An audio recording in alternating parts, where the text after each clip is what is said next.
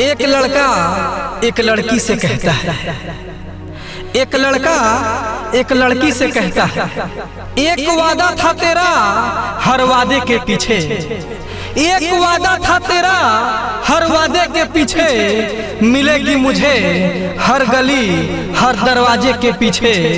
पर क्यों तू इतनी बेवफा निकली, पर क्यों तू इतनी बेवफा निकली, एक तू ही नहीं थी मेरे जनाजे के पीछे। लड़के की बात सुनकर, लड़के की बात सुनकर वो लड़की लड़के से कहती है, एक वादा था मेरा हर वादे के पीछे, एक वादा था मेरा हर वादे के पीछे, मिलूंगी हर गली हर दरवाजे के पीछे।